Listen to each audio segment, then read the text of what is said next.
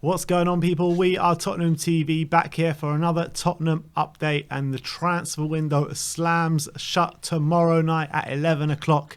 And there is still business to be done. If business is going to be done, that's another question.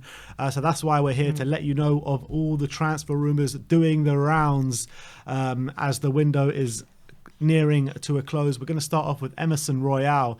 There's literally so much doing the rounds about him at the moment. We don't know what's true. We don't know what's true. But we've sifted through. We've taken a look at the kind of the reliable journalists that we know of. So we're going to bring you the news of what they're saying. And the first one is from AS saying Ronald Koeman has authorised Barcelona to sell Emerson to Tottenham before the transfer window shuts.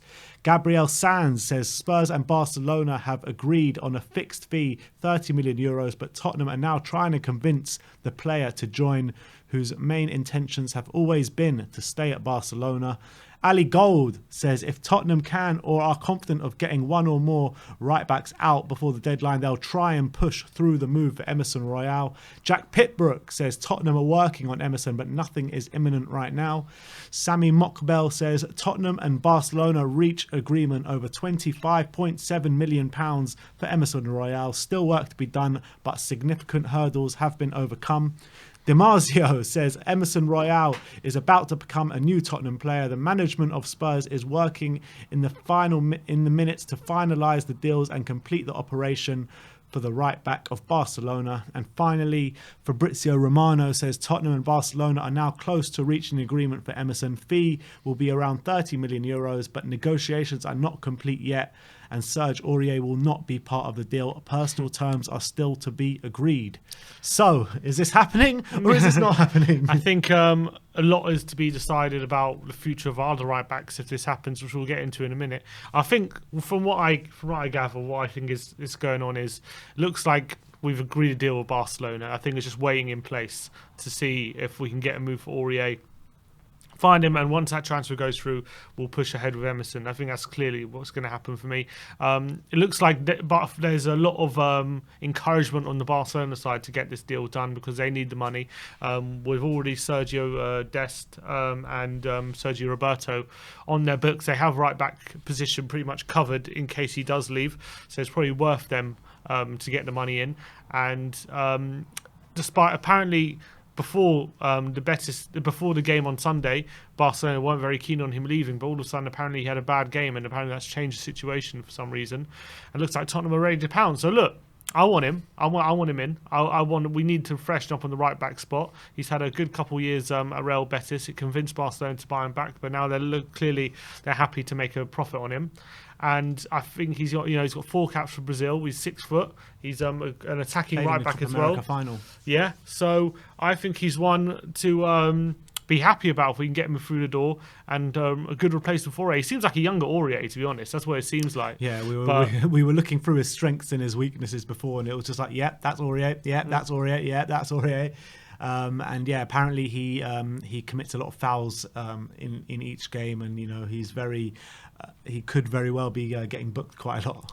Yeah, so it's all about if we can get Aurier out the door now between now and the window. And also there are obviously rumours that Emerson didn't want to leave Barcelona, that he was really wanted to stay and fight for his place, and obviously he has the final decision. But seeing as Barcelona are encouraging the move, I think it's quite likely something's going to happen here. So I think despite the fact he's probably keen on fighting for his place at Barcelona, when the club doesn't want you like that and you can be a big main player at Tottenham, you can be starting right back at Spurs week in, week out, then it's something he'll, I think, seriously consider. And there's also, we're going to be increasing his wage as well, reportedly offering a good wage. So I think, look, it could be a decent deal if we, for 22-year-old, to get him for that kind of price, it's not bad.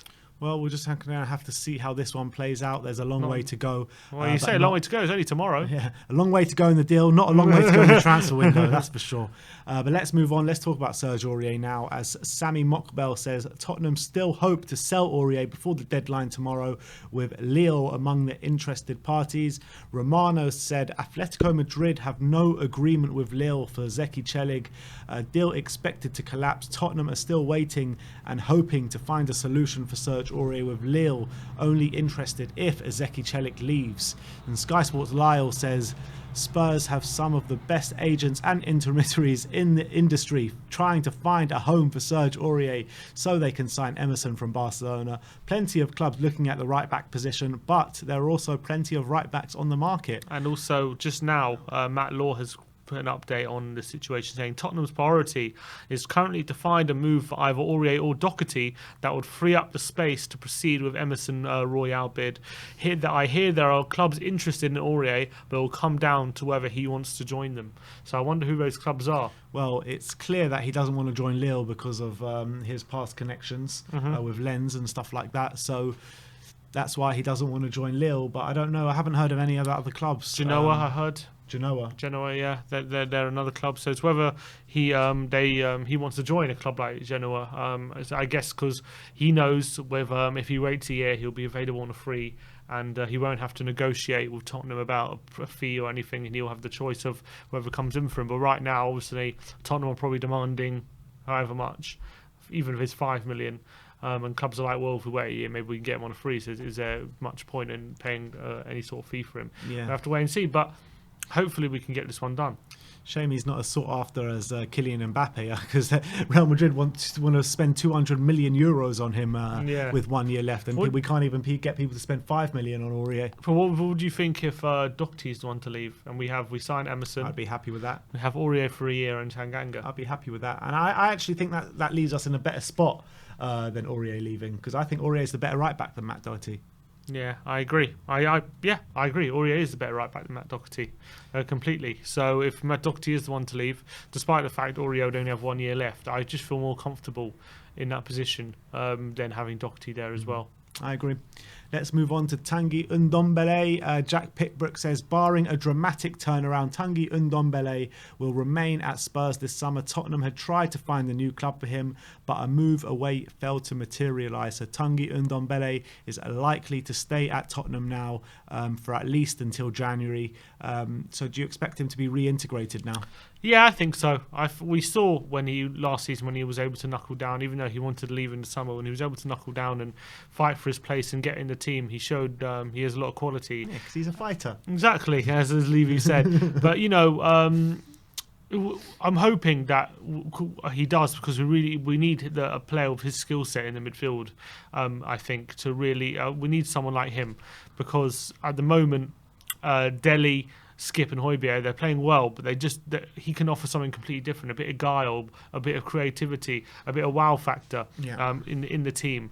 And his dribbling ability, his passing ability is something those players don't really have. So it'll be fantastic if he knuckles down. And I think he needs to for himself, not just for us, because if he really is serious about getting a big move somewhere, then he's not going to do it by having another year where he's in and out the team and he's sulking or just progressing his career. You know what I mean? That's what I'm saying. Where he's inconsistent. He needs to show. If he's going to convince these clubs that they should have him, that he needs to be on top of his game. That's the only way. Yeah. So it's all up to Tanguy now. But it looks like he's going to stay, and I'm hoping it could be a blessing in disguise. But we'll see. Mourinho said it's all up to Tanguy. Nuno said it's all up to Tanguy. Now we're saying it's all up to Tanguy. So he's got to pull his finger out. That's the bottom line.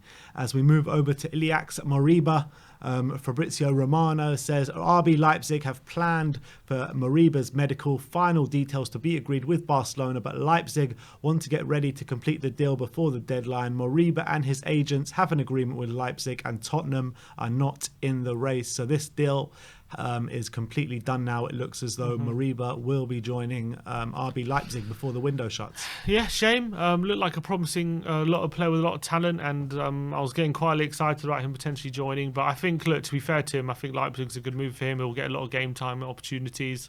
With Leipzig selling a few players as well, they just sold Sabitzer, so he's got a ready-made position in the centre there. So to be honest, for his development, it's probably a better move for him. But I'm just I'm obviously a bit upset, not upset, but I'm a bit sad that how we couldn't get it over the line. But looks like he's going to get a better financial package and more opportunities to play. So it's a good move for him. I don't begrudge him that. Yeah, I got a feeling this player is going to blow up over the next few years there. Yeah, probably. Anyway, Adama Traore. We move on to him. Ali Gold says Paratici's desire to bring Adama Traore to the club is currently on the rocks due to Wolves' desire to keep the player and shun offers for his services, despite the winger being keen on the move. Yeah, it's another shame. Another deal looking like hitting the rocks. Yes, shame. And Ali Gold said a number of deals in the past week or so apparently have come to a standstill or have come to a dead end, he claims. Doesn't sound like Tottenham at all, does it? No, I was about to say the past few days. It should be past few years, because that usually seems to happen. But past few decades. Yeah. So yeah, look. As much as Traore was one we were also getting excited about, and I thought there was a good possibility of this happening. Looks like it's dead in the water now. You saw how he ripped Man United apart the other day. Again, though, obviously didn't score or set up a goal, but he's just so electric, isn't he? When he's on the ball, he's just something. You know something's going to happen when Traore gets the ball, and that was the thing. Well, you know something's not going to happen. Oh, not something might happen. Something, you know. So look, it's a shame again. A deal that I was growing warming to, but it looks like we either left it too late or we didn't get the right deal or whatever it was. It's a shame that it's not going to happen because I think you could have added something different to our attack. But what I'm worried about now is if we don't get an attacker in, it's a bit of a worrying situation, especially in the striking department. If we don't get a striker in, which we're not, I don't think we're going to get. I can't see who we're going to get in the next 24 hours up front. But if we don't get a striker, you know, I'm worried that we're going to have to rely on Kane and Son in the Conference League, and we're going to risk burning them out and stuff. That's what I'm worried about a bit. There is always Dane Scarlett, but it remains to be seen if he's ready for that step up just yet. But let's move over to Weston McKennie. In the last few hours, Tottenham have renewed their interest in Juventus midfielder Weston McKennie following Sissoko's departure to Watford. This is after Allegri saying the guy's not for sale and he's a big part of Juventus' future. Do you see this one happening? No. Not in the next day or so. I think this might be one to keep an eye on in the future, but it looks like to me it looks like I don't know. I don't think it's going to happen. I know we sold Sissoko. I just feel like McKennie was one that if we're going to spend that kind of big money on him, it was only one to replace NDOMBELE. I think Sissoko. I don't think we're going to spend 45 million to replace Sissoko when we have other players in that position. That's the feeling I get. As much as I would want it to happen, and I think if we added McKennie, he would add really good depth into the team and to the squad. That's for sure. And last but not least, Christian Romero and Giovanni Lo Celso are going, obviously, on their way to Argentina or in Argentina for the international break. And Nuno was visibly really angry about it in terms of him not knowing when they're going to be able to come back and play because they need to take 10 days quarantine. And the official rules state they need to be in a government hotel with no training or whatsoever. But there has been some sort of breakthrough, it seems, and it says Romero and Lo Celso, Martinez and Buendia will go to an island in Croatia after the Argentina match to train for 10 days. Once that period is over, they will return to their respective clubs and be able to join straight away. So I guess that's it's good news, isn't it? Because instead of them being locked in a hotel room and then trying to get fit afterwards, they'll be getting fit in those 10 days and come back ready to go. Yeah, and that's positive. It's the best of a bad situation, looks like. I think even with this situation, I believe they still miss a couple of games, but at least first of all, they can keep up their fitness levels. They can train, and when they come back, they can come straight into the squad as opposed to coming back into the training and then having another week or so getting their fitness levels up and all that kind of stuff and being cooped up in a hotel room. So still not great. But it's better than nothing, I guess, this situation. And just a quick update, Sky Sports News are saying now, when it comes to Emerson, Arsenal wanted to sign Barcelona's Emerson Royale, but the player only wants to join Spurs. Come on. That's what Sky Sports are claiming. Like you and me. That's what they're reporting. But again, I would say it hinges on Aurier, and we'll see what happens. All right, so that is your Tottenham update. If any news breaks, we will be bringing that to you as soon as it breaks. So thank you everyone for watching today. Like, subscribe and comment. And as always, come on you Spurs.